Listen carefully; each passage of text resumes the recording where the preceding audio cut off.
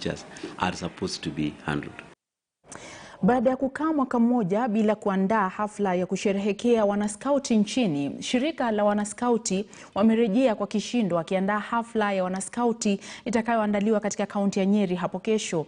Wanaskauti wamejihusisha na miradi kusaidia shule za eneo hilo, ikiwemo kutoa mabati na kupaka rangi kwenye madarasa ya shule eneo hili, ikiwa moja ya njia za wanaskauti kusaidia jamii kwa kubadilisha maisha. Haya yanajiri huku shirika likitangaza kuwa wataanza upya kuwapiga msasa wanakamati kwenye shirika hilo, wakidai kuwa kuna baadhi ya watu wanaoendeleza shughuli za wanaskauti bila idhini. Now to do fresh vetting for all the scout leaders in this country. We are now separating the wheat from the chaff, because we've realized that number of scout leaders get into the movement without any vetting, and they're the same scout leaders who end up messing up in the system.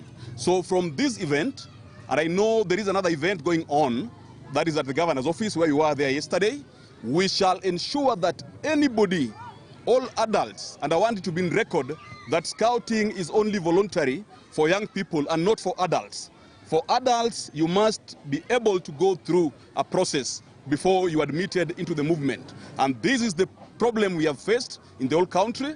But now, starting next month, we shall be calling all our scout leaders, and we shall vet even the ones who have the life membership, to ensure that we are dealing with the right people in this country.